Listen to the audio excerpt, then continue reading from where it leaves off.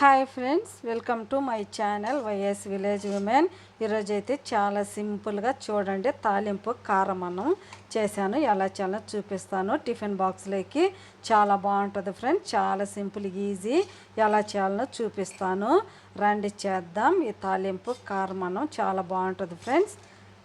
ఎలా చేయాలో చూపిస్తాను ఫ్రెండ్స్. ఈ తాలింపు కారం అన్నానికి ముందైతే అన్నం ఎలా ఉంచుకున్నాను చూడండి.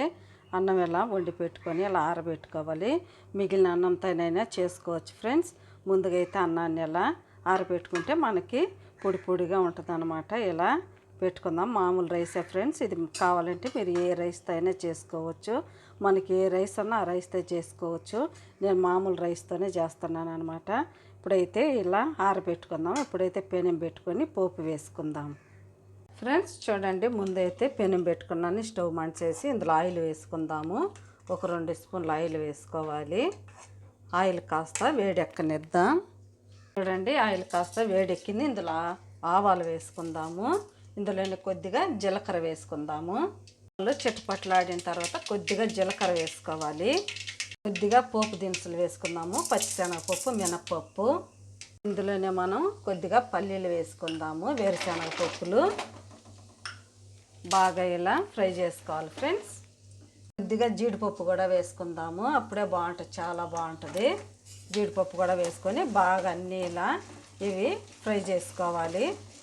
చూడండి, ఇవి కూడా ఫ్రై అయ్యాయి కదా. ఇందులో కొద్దిగా సన్నగా కట్ చేసుకున్న వెల్లుల్లి వేసుకోవాలి. కరివేపాకు వేసుకోవాలి. పచ్చిమిర్చి కూడా వేసుకుందాము. కొద్దిగా ఎర్రగడ్డలు కూడా వేసుకుందాము. అన్నీ ఇలా బాగా ఫ్రై చేసుకుందాము ఇవి ఫ్రెండ్స్. చూడండి, తాలింపు కూడా బాగా ఫ్రై అయిపోయింది కదా. ఇప్పుడు మనము చల్లారి పెట్టుకున్న అన్నాన్ని ఇందులో వేసేసుకోవాలి. మిగిలిన అన్నంతో అయినా చేసుకోవచ్చు ఫ్రెండ్స్. నేనైతే అన్నం ఇప్పుడు వండి చేస్తున్నాను అనమాట. అంతా బాగా ఇలా కలుపుకోవాలి ఒకసారి. ఈ తాలింపు పోపు అంత అన్నంలో కలిసే వరకు. ఇప్పుడు ఇందులో కొద్దిగా కారం వేసుకుందాము. సరిపడా మనం ఎంత తింటామో అంత వేసుకోవచ్చు ఫ్రెండ్స్. నేనైతే కొద్దిగా వేసాను, 1 స్పూన్ వేసాను. కొద్దిగా పసుపు వేసుకుందాము. కొద్దిగా మిరియాల పొడి వేసుకుందాం. మిరియాల పొడి వేసుకుంటే చాలా బాగుంటుంది ఫ్రెండ్స్.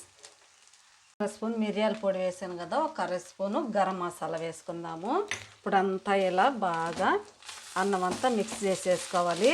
చాలా బాగుంటుంది ఫ్రెండ్స్. లంచ్ బాక్స్లోకి చాలా బాగుంటుంది. చాలా ఈజీగా చేసేసుకోవచ్చు. బాగా అంతా ఇలా కలిసే వరకు బాగా ఫ్రై చేసుకోవాలి అన్నాన్ని.